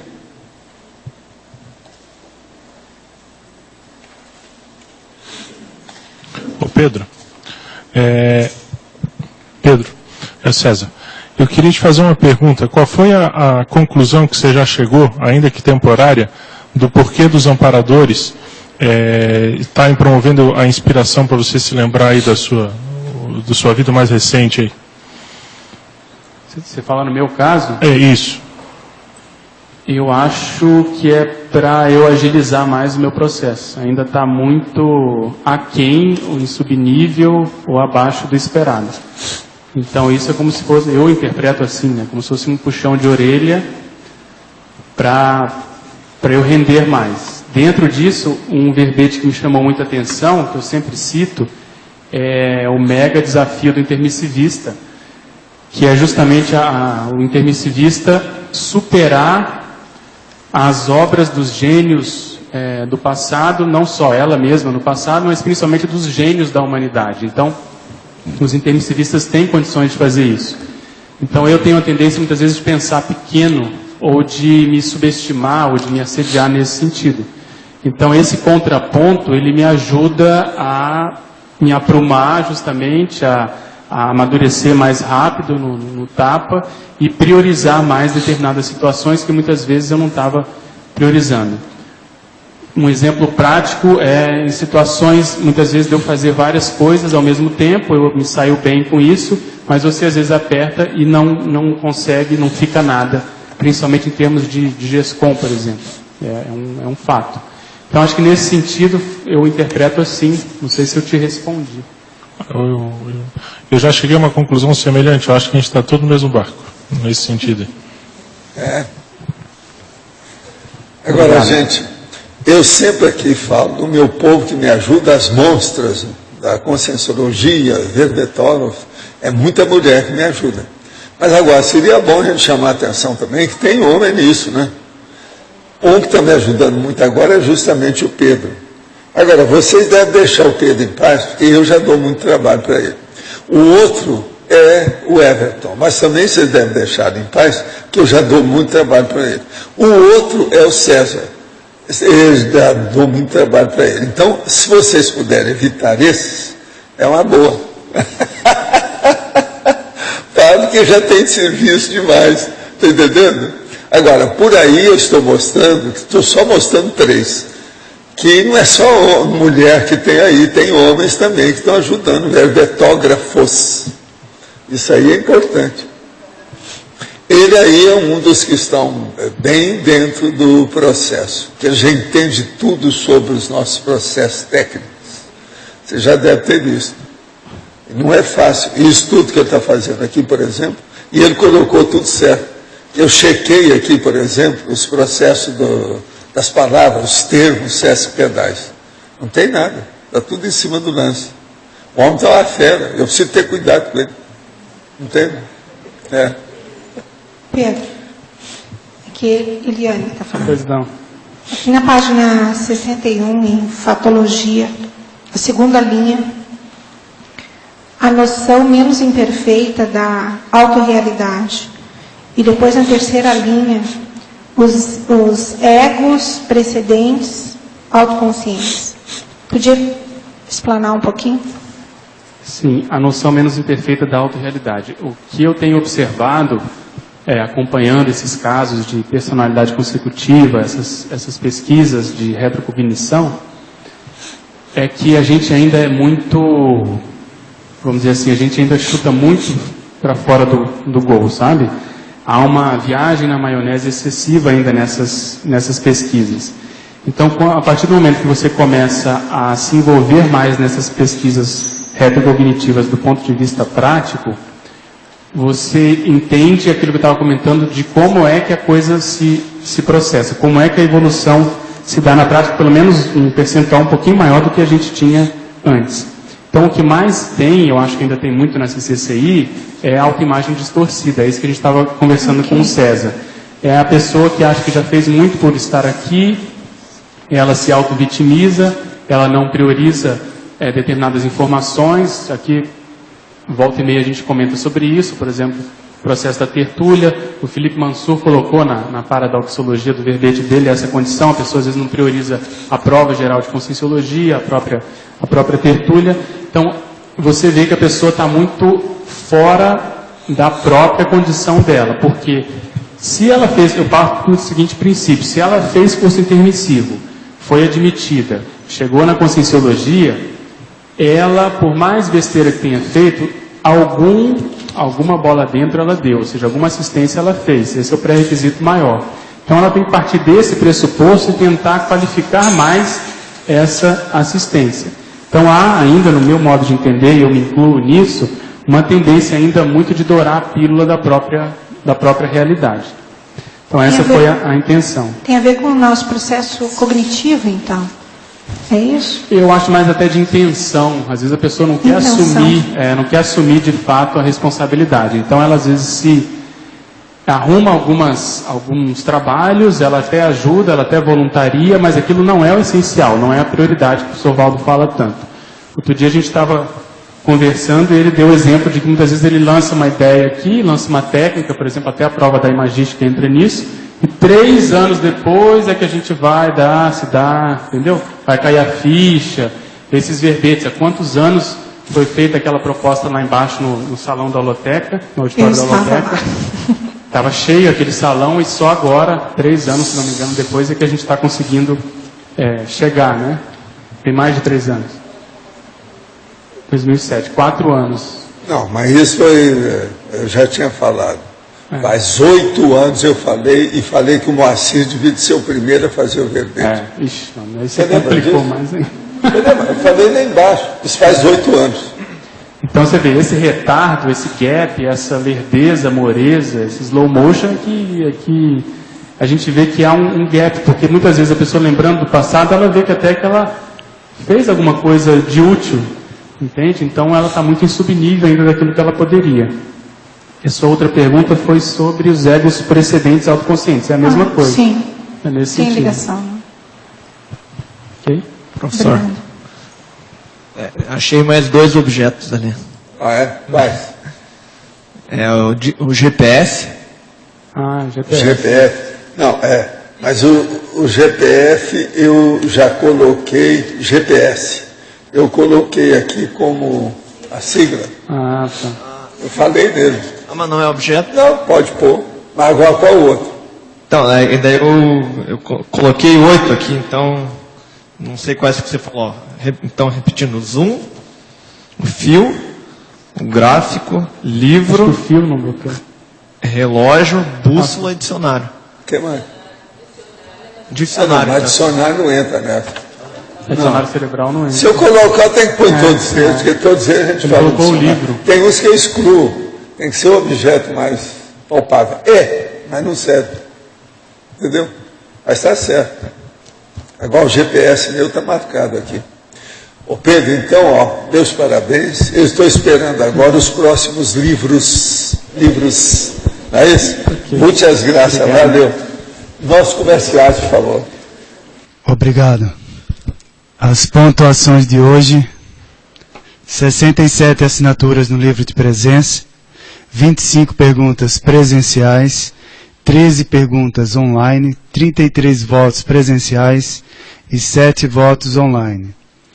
Hoje teremos os recados da Neida sobre a segunda semana de reeducação consciencial, a Marilza sobre o Festival de Inverno, a Alzira sobre o curso com Sincobaia e a Virgínia sobre o Congresso de Inversão Existencial e Serenologia. Antes com vocês, o Fernando sobre o programa Amigos. Em nome da equipe do programa Amigo da Enciclopédia, eu me informar aos amigos que fizeram a sua inscrição ou adesão durante o mês de abril, que nós já despachamos via correio todos os DVDs, que é o brinde, a premiação do mês de abril. Então, aqueles que não receberam, por favor, entrem em contato, porque o prazo foi suficiente para ter chegado já. Só entrar em contato conosco aí pelo site, fale conosco aí. Também em maio continua a promoção, então quem fizer adesão ou renovação de assinatura durante o mês de maio vai ganhar o DVD da viagem do professor Valdo Vieira a Uberaba em outubro de 2010. E também informar que no final deste mês teremos sorteio mensal do programa Amigos, no dia 29, domingo, ao final da tertúlia. Vamos sortear um livro, Onde a Religião Termina, um tablet, um e-book da Kindle, da Amazon, que será um prêmio também, e um prêmio especial aqui, uma vaga no primeiro Simpósio Internacional de Democracia Direta, que vai ocorrer aqui em Foz, no Discernimento, nos dias 3, 4 e 5 de junho. Além de importantes temas serão debatidos nos 3 dias, nós vamos ter a Assembleia Geral do Conselho dos 500, e o lançamento da pedra fundamental da água cognopolita. Isso vai acontecer nesse evento, então teremos um sorteio de uma vaga também. Obrigado. Boa tarde a todos. Estamos aqui para divulgar a segunda semana de reeducação conscienciológica promovida pela Reaprendência, que acontece no período de 7 a 16 de outubro próximo. Será uma parceria com o CIAEC e inicia com a 5ª Jornada de Educação Conscienciológica, que vai de 7 a 9 de outubro, e encerra com o 2º Congresso de Veponologia, que vai de 14 a 16 de outubro. Então, para quem tem interesse em participar dessa imersão, vai ser debatido, além da educação conscienciológica, os fundamentos da cientificidade. Como nós estamos com bastante antecedência, as pessoas que se inscreverem agora terão um bom desconto e também poderão se programar para vir em outubro participar deste evento. Para maiores informações, busquem o site www.reaprendência.org ou ainda pelo telefone 45 3525 2652. Participem, estão todos convidados. Boa tarde a todos. Estou anunciando que agora em julho, o Discernimento está promovendo o 2º Festival de Inverno. E estou convidando as pessoas que querem participar, apresentando seus talentos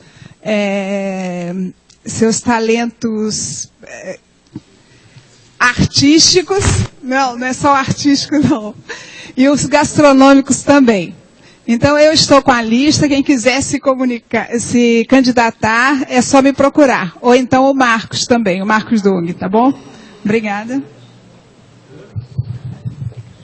Boa tarde. Nosso convite hoje é para quem quer mudar de patamar evolutivo, através da técnica Consciência Cobaia voluntária do Conscienciograma. Este curso acontecerá no dia 4 de junho. Quem quiser fazer as inscrições ou maiores informações pode conectar-se com a recepção do CIAEC. Obrigada. Boa tarde, teletertulianos e tertulianos. Eu vou fazer uma série de perguntas para você. Você quer saber mais sobre serenologia ou inversologia? Quer sentir o padrão energético do serenón? Quer rever pessoas que tenham afinidade com a técnica da Invexis? Ou saber sobre relatos do Serenauta? Ou você quer contribuir com a construção do Serenarium e o Laboratório da Paz? Então, o curso no qual você pode participar seria o 9º Congresso de Inversão Existencial e o 1º Congresso de Serenologia, que vai ser no dia 23 ao 26 de junho de 2011, aqui no campus da Aracé, no Espírito Santo, tá? Então, para maiores informações, pode contactar com a Sinvexis no site ou no e-mail cursos@sinvexis.org. Obrigada. Amanhã teremos o verbete Dupla Cidadania Funcional. A especialidade é autoexperimentologia. O autor, o professor Leonardo Firmato.